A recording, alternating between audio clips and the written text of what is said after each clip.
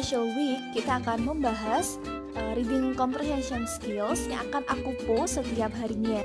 Jadi, jangan lupa untuk cek semua videonya untuk meningkatkan reading comprehension skills kalian. Happy learning everyone!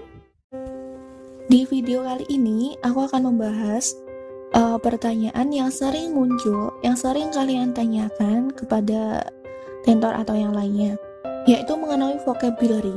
Kenapa sih kalian itu kalau ditanya, Kak, readingnya susah. Apanya yang susah? Vocabnya Kak nggak tahu. Padahal vocabulary itu tidak semerta-merta kita translate dari Inggris ke Indonesia. No. Tapi kita pahami maksudnya saja itu sudah cukup. Terus gimana sih Kak caranya untuk mengerjakan vocabulary? Biasanya kan kalau di soal kan selalu ada ya yang menanyakan what is the synonym of bla bla bla, what is the antonym, kayak gitu. Nah, di video kali ini kalian akan aku kasih terapi atau practice cara mengerjakan vocabulary yang benar gitu. Cara awal banget. Jadi sebenarnya vocabulary ini tidak langsung kita bisa pelajari, tapi bisa kita terapkan di kehidupan sehari-hari, dan itu harus kalian lakukan di sekolah ataupun di luar sekolah kalau kalian pengen vocabulary-nya nambah dan juga vocabulary kalian itu long lasting gitu, masih tetap nempel di otak gitu, nggak gampang hilang. Caranya gimana sih? Oke, sebelum kita ke strateginya, kalau vocabulary knowledge ini bisa kalian terapkan untuk mengerjakan sinonim atau antonim di teks. Apapun itu, soal apapun, bisa SBM, Mandiri, PKN, TOEFL, IELTS, semuanya. Dan juga bisa kita terapkan pada reference, yang refers to itu ya. Kayak they refers to what, it refers to what, kayak gitu. Jadi ada dua, sinonim, antonim, dan references. Yang pertama yang bisa kalian terapkan, ini hampir mirip dengan video sebelumnya, yaitu guessing. Make guessing, tebak-tebakan. Kalau kalian kan main game sering banget ya tebak-tebakan. Nah, itu kita main tebak-tebakannya di sini di unknown vocabulary, vocab yang kalian tidak tahu. Jadi tebak-tebakannya gak usah melulu tentang gambar atau yang lainnya ya. Tebak-tebakan tuh kayak gini nih, biasanya kalian pernah main ini kan, ada pilihan tiduran, santai, keluarga, depan TV, meja. Kalian mengumpulkan huruf ini untuk membuat satu kata, kayak gitu. Mungkin beberapa dari kalian sudah pernah main kayak gini. Terus atau mungkin yang kayak gini, malam apa yang paling mengerikan? Kira-kira apa malam yang mengerikan? Kayak gitu. Kita itu mainnya kayak gini ya, guessing-guessing kayak gini. Atau mungkin yang tebak gambar kayak gini. Ini yang hits banget nih pada musimnya, kayaknya ini 2 tahun atau 3 tahun yang lalu ya. Di situ ada tangan diganti J berarti jangan. Terus dictionary kan kamus ya, kamusnya S-nya dihilangkan, jangan kamu berarti. Terus paku ya kan, paku, pak. Terus ini M-nya diganti paksa, kan, makan dengan paksakan. Terus ini ada biola, O-nya dihilangkan bila. Terus di sini ada tas, diganti tak cinta, berarti jangan kamu paksakan bila tak cinta. Pasti sukanya kalian menebak yang kayak gini ya, apalagi yang berbau-bau kayak romance gini. Nah, permainan tebakan ini kalian gunakan untuk vocabulary gitu, untuk menerapkan vocabulary yang gak kalian ketahui. Terus aku mau tanya nih, kira-kira kalian kalau nggak tahu arti dari sebuah vocab, yang kalian lakukan apa? Buka kamus, tanya guru, atau tanya teman, atau malah nggak nyari, atau gimana? Kira-kira? Nah, di sini ada don't activities. Berarti adalah aktivitas yang tidak diperbolehkan saat kalian mengartikan sebuah vocabulary yang kalian tidak tahu. Yang pertama yaitu kamus. Kan di sini guessing ya. Kalian tebak dulu, jangan langsung cari di kamus. Kalau kalian cari di kamus itu biasanya ini gampang hilang gitu loh. Nggak long lasting, gampang. Kalau kamu hari ini udah tahu artinya ini, besoknya pasti biasanya lupa. Kamus itu adalah opsi terakhir ketika kamu mau mengartikan. Yang kedua, atau biasanya kalau di kelas kalian langsung tanya ke guru. Nah, kalau tanya ke guru itu juga nggak long lasting gitu. Kalian udah tahu langsung jawabannya, malah itu lebih parah dari kamus ini. Kalian tinggal tanya terus langsung tahu jawabannya, udah mungkin nanti 1 jam 2 jam udah lupa kalian. Terus kalau nggak gitu tanya temen gitu. Kayak gitu sama aja ya kasusnya, tanya temen sama tanya guru tadi. Itu nggak long lasting gitu. Jadi apa sih yang harus kalian lakukan? Yaitu guess, tebak saja. Kenapa sih kita harus menerapkan guessing ini? Nah, dari guessing kita itu akan mendapatkan idenya. Kita guessing saja, kira-kira apa sih ini artinya, kayak gitu. Nah, setelah kalian mendapatkan idenya, kalian bisa mengerjakan soal yang berupa sinonim atau antonim. Udah, itu bisa kalian terapkan di semua soal. Kita nggak usah bahas di soal-soal, karena di sini kita akan fokus praktis saja. Oke, facts about guessing. Kenapa kita harus pakai guessing? Ternyata guessing itu membuat kalian cepat. Fast, you don't interrupt your reading. Jadi kadang gini, kalian enak nih seumpama baca novel berbahasa Inggris atau membaca berita berbahasa Inggris. Terus tiba-tiba kalian nggak tahu artinya, terus kalian masih buka kamus, masih buka aplikasi yang lain, masih tanya ke teman, masih tanya ke guru. Itu akan mengganggu baca, jadi nggak enjoy gitu. Dan jadi lambat kan, nggak selesai bacanya. Jadi kalian guessing saja, kira-kira dikoneksikan sama kata atau kalimat yang lain, kira-kira artinya apa gitu aja. Terus yang kedua, helps your comprehension. Ini membantu pemahaman kalian. Focus on the general sense.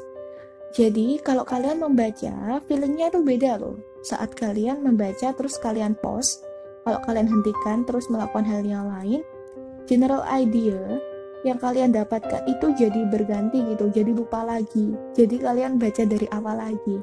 Kan ya sayang sama waktunya ya. Terlalu buang-buang waktu. Terus di sini fungsi yang lain yaitu building your vocabulary. Nah, dari sini dari guessing kalian itu akan berpikir terus tentang hal itu. Apa sih artinya maintaining? Apa sih artinya last? Apa sih artinya kayak gitu. Jadi kalian itu di otak kayak berpikir terus. Selama kalian terus-terusan memikirkan, kayak kalian memikirkan doi ya kan, kalian akan mengingatnya lebih lama lagi kayak gitu. Remember the word longer. Jadi akan long lasting di pikiran kalian. Terus enjoying because you don't stop often. Yang aku jelaskan lagi, kamu itu akan enjoy gitu membaca cerpen, novel tanpa buka-buka kamus, tanpa tanya teman. Nah, karena kamu nggak berhenti membaca gitu. Karena kalau biasanya ya, kalau aku sendiri kalau membaca terus aku berhentiin, itu akan lupa dan baca ulang lagi deh akhirnya. Jadi itu adalah fungsi atau benefits dari guessing. Nah, di sini kita langsung praktek saja. Guessing itu bisa kita terapkan yaitu dengan cara guessing meaning from the context. Contohnya gini, aku ada beberapa soal. Yang pertama, what does flippers mean? Di dua ini ada konteksnya. Jadi kalian tebak berdasarkan kalimat, berdasarkan paragraf, berdasarkan teksnya, berdasarkan konteksnya gitu. Kita baca saja. Kira-kira flippers apa sih? Oke, sebelumnya don't activities, masih ingat? Jangan buka kamus, jangan tanya orang lain, jangan tanya guru, tanya teman atau yang lainnya. Kita baca saja nih konteksnya. Yang pertama, we were all surprised to see how fast Johnny was swimming. Then we saw that he was wearing flippers. Kita itu kagum gitu melihat Johnny, betapa cepatnya Johnny itu berenang. Terus ternyata kita lihat kalau dia itu menggunakan flippers. Kalian tebak nih, kira-kira yang bikin cepat saat kita renang itu kan flippers. Kira-kira apa sih flippers ini yang bisa cepat bikin kita, yang bisa buat kita renang cepat? Oke, kita lanjut ke konteks yang kedua. With my flippers on my feet, I felt like a fish. I had never swum so fast and so far. Ini hampir sama saja. Dengan flippers on my feet. Nah, ini ada tambahnya nih, on my feet. Berarti sesuatu yang bikin kita cepat berenang yang tempatnya ada di kaki kita. Gitu. Udah ketebak kira-kira flippers apa? Oke, benar, flippers itu apa sih namanya, kalau itu ya gambarnya yang dipakai si adik-adik itu untuk berenang. Jadi itu biar cepet gitu kita renangnya. Oke, kita lanjut ke soal yang kedua, yaitu what does Gaudi means? Gaudi, pernah dengar enggak kata ini? Oke, kalau enggak, langsung saja kita ke konteksnya. She was wearing such gaudy clothes that it was very easy to find her in crowd. Dia itu menggunakan clothes yang gaudy. Gaudy apa ya kira-kira? Terus, that it was very easy to find her in the crowd. Dengan menggunakan baju gaudy yang ini, itu mudah gitu untuk kita mencari dia di tempat keramaian. Kira-kira saat ramai, terus kita bisa menemukan sesuatu dengan cepat. Berarti sesuatu itu pasti apa? Oke, kalian pikirkan lagi. Terus yang kedua, my mother always said that old ladies shouldn't wear bright colors. She thought that they would look gaudy and foolish. Oh, berarti orang yang dijulukin gaudy itu menggunakan bright colors, sesuatu yang cerah gitu. Berarti gaudy bisa kita artikan sebagai apa? Mencolok gitu. Jadi kayak baju yang mencolok gitu. Makanya kita kan mudah ditemukan di tempat keramaian atau terlalu bersinar gitu ya. Oke, yang ketiga ada kata porch. What does porch means?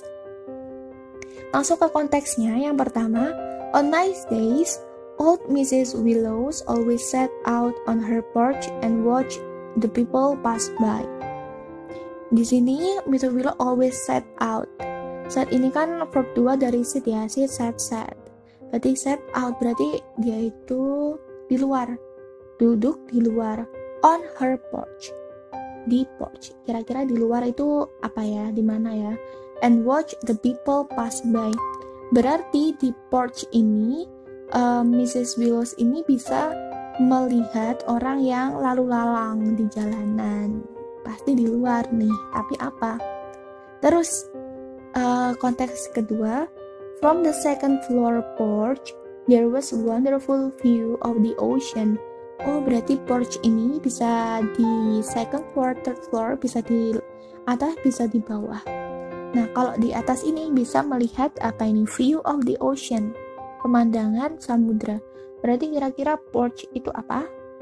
Ada yang sudah ketebak? Ya, yaitu teras. Ya, porch itu teras rumah. Oke, selanjutnya kita yang kedua adalah ada using grammar to guess. Kalau yang pertama tadi kan using context, kalau yang ini grammar. Berarti tugas kalian harus bisa membedakan kata benda, kata kerja kata shift dan yang lainnya. Nih penting banget part of speech, kalian harus belajar, itu basic banget dari grammar part of speech. Oke. Manfaatnya apa sih kita menggunakan grammar untuk menebak? Yang pertama, it shows you whether it is noun, verb, adjective, pronoun, adverb. Berarti itu menunjukkan apakah ini kata benda, kata kerja, kata sifat, kata ganti, atau kata keterangan. Terus yang kedua, you will have narrower range of choices. Saat ada grammar, contohnya gini nih. Kalau di close text atau pilihan rumpang, biasanya kan pilihannya ada yang berupa beautiful, beauty, beautify, beautifully. Nah, di situ kan beda ya part of speech-nya. Ada yang berupa noun, ada yang berupa adjective, ada yang berupa pronoun, ada yang berupa kata keterangan adverb. Nah, kita itu katanya itu sama, kan beautiful ya kan, tapi cuma beda speech-nya, part of speech-nya beda kedudukan. Nah, kita harus menebak kira-kira yang pas adjective, noun, atau yang lainnya. Berarti penting banget buat kalian agar bisa membedakan antara part speech itu. Terus yang ketiga, it also benefits to answer close text yang kayak tadi aku jelaskan. Nanti kita bahas saja di video yang lainnya jenis-jenis soal close text yang sering muncul di pertanyaan apapun itu. Biasanya kan ada yang grammar, ada yang conjunction, dan yang lainnya. Nanti akan aku post di video yang lainnya saja. Oke, kita langsung contohnya saja ke using grammar to guess. Yang pertama, the news that John was resigning from his job surprised us all, which imply we couldn't fathom why he wanted to leave now that the company was finally doing so well. Oke, yang pertama yang kita harus kerjakan yaitu menentukan fathom di sini itu merupakan apa. We imply, tadi katanya we simply ya, we simply couldn't fathom. We simply udah ada subjeknya, terus couldn't. Setelah couldn't berarti harus ada verbnya. Oh, berarti fathom ini merupakan verb. Oke, tugas pertama udah kalian tebak, terus tinggal kita lihat saja nih kira-kira yang pas fathom itu apa. The news that John was resigning from his job surprised us all, membuat kita kaget. We simply couldn't fathom, tidak dapat fathom why he wanted to leave now that the company was finally doing so well. Berarti dia itu tidak bla bla bla. Kenapa sih dia itu meninggalkan company padahal kan ya lancar-lancar saja. Berarti fathom ini yang paling pas apa kira-kira? Understand. Kita itu tidak bisa paham gitu loh, kenapa sih dia harus meninggalkan company ini. Itu. Oke, selanjutnya kita praktis lagi. Di sini ada what do you think job means? Kalau ini udah masuk ke paragrafnya. Lihat. In Paris, it is wise to get yourself a job as soon as possible. It is very easy to get lost if you leave the main streets. You can buy jobs. Nah, itu ada subjek, udah ada predikatnya, berarti jobs kan objek.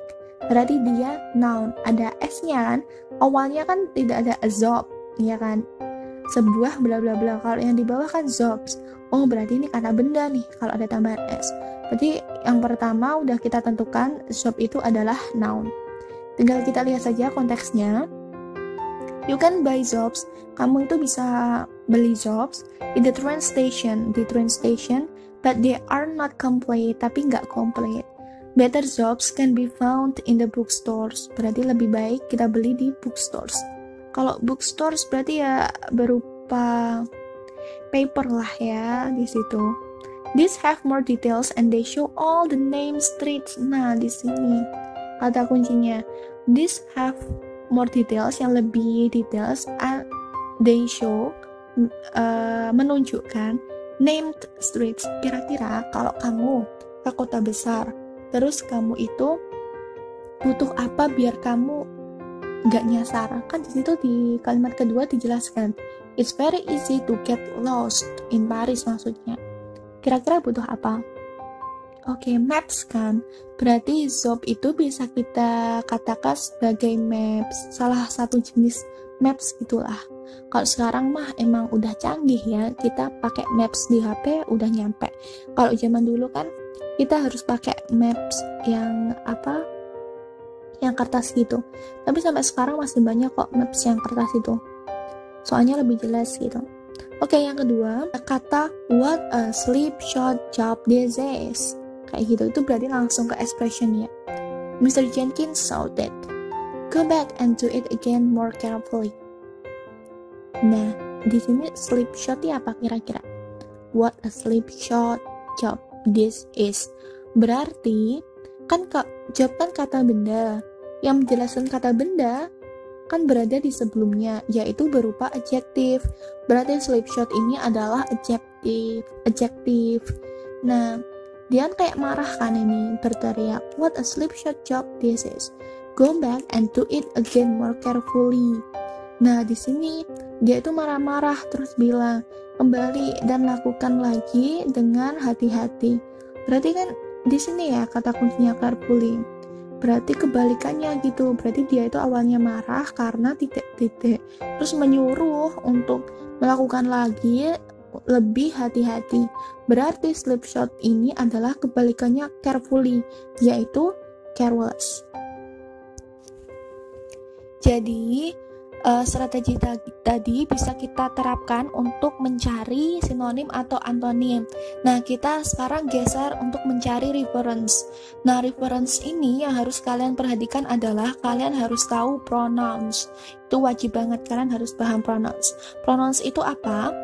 Pronoun is used to replace name, idea, word, or groups of words.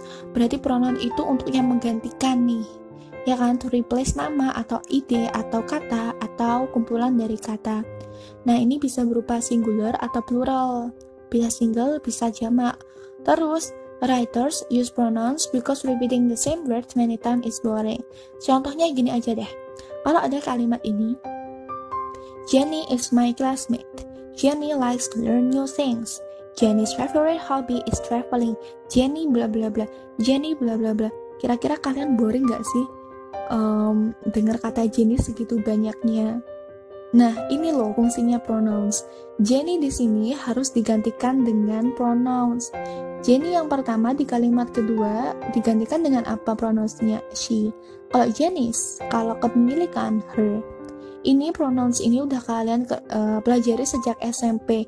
Ini kalian pelajarin lagi SMA kelas 10. Di situ sudah ada keterangannya di sebelah kanan. Kalian baca sendiri saja. Kayak pergantian kayak first person, I, me, my, mine, myself. Pasti kalian kalau lihat video ini pasti udah paham tentang pronoun. Jadi langsung saja. Terus di sini ada notes. Ini sering banget keluar di soal-soal. Yaitu biasanya note-nya itu refers to-nya kalau gak they ya it. Jarang kalau refers to-nya itu she, he, we, I, kayak gitu jarang banget. Pasti refers to-nya itu reference-nya adalah ke they atau it. Ini saja, kalau they itu selain dia menggantikan menggantikan banyak orang, third person, ya kan, banyak orang. They itu juga menggantikan benda, tapi yang plural, benda yang banyak. Kalau yang it itu menggantikan benda yang single, cuma satu. Ingat-ingat, they menggantikan kata benda atau barang yang banyak. Kalau it itu menggantikan benda atau barang yang single. Udah, itu aja. Kalau sudah, kita langsung praktis. Di sini ada paragraf, kalian tentukan dulu. Aku kasih beberapa waktu, gampang banget caranya, yaitu baca sebelum kalimat. Udah belajar kan? Kayak gitu. Oke, silahkan mencoba. Oke, kayaknya bisa kalian pause saja biar videonya tidak terlalu panjang. Langsung saja yang pertama, it di situ. 2 years ago, a local businessman decided to introduce it in Denver, Colorado. Nah, it di sini kira-kira baliknya kemana? It kan satu ya berarti. Yang dibahas apa kira-kira? Yaps, a pedicab. Oke, itu ya idenya. Itu kembalinya ke pedicab. Meskipun agak panjang, agak jauh jaraknya, tapi kan di situ bisa kita lihat idenya ya. Itu pedicab. Jadi kadang kan ada cara nih. Ya pokoknya kata sebelumnya pas itu. Berarti jawabannya tidak semuanya. Kalian harus paham idenya dulu. Baru kalian gantikan kayak gitu. Kayak ini nih. It kan nggak langsung ke local businessman kan orang nggak mungkin juga sih, atau mungkin country, Asian country kan nggak juga, tapi malah ada di kata pertama yaitu a pedicab gitu. Lanjut yang ini, so far he has 4 of them. He berarti kan kembali ke orang laki-laki single. Di situ cari aja sebelumnya yaitu apa? A local businessman. Oke, benar. Has 4 of them on the road. Them on the road berarti mereka di jalanan. Them ini kembali ke pedicabs tapi banyak, berarti pakai S ya, pedicabs. He explained that they do not take place of taxis. Mereka tidak menggantikan taksis. Nah, they ini sama aja kayak them, berarti yang pedicabs. Because people use them for short rides. Orang-orang tuh menggunakannya. Them ini kembali ke pedicabs lagi. Terus, the passengers are often people who don't want to walk because they are dressed in evening clothes. Nah, kira-kira they ini kembali kemana? Pedicabs apa orangnya? Oke, kalau they di sini kan they are dressed in the evening clothes. Mereka kan maksudnya, kenapa kok mereka itu malas berjalan? Karena mereka menggunakan gaun. Maksudnya kalau di malam hari kan mereka pakai baju yang lebih cantik, anggun gitu ya. Jadi malas jalan gitu. Jadinya dia itu memerlukan pedicabs. Berarti dia ini mereka itu kembalinya ke siapa? The passengers. Oke, gitu ya pembahasan kali ini. Kalian praktis saja di rumah sendiri, belajar sendiri. Lalu nanti kalian lama-lama akan terbiasa untuk menjawab soal-soal seperti ini, antonim, sinonim, atau references. Semoga bermanfaat. Kita lanjut ke video selanjutnya di post yang lain. Oke, selamat belajar. Kira-kira kalian ada yang mau nggak kalau aku kasih link untuk download soal-soal UTBK, STAN, atau TOEFL gitu? Kalau ada yang mau, komen ya. Jangan lupa.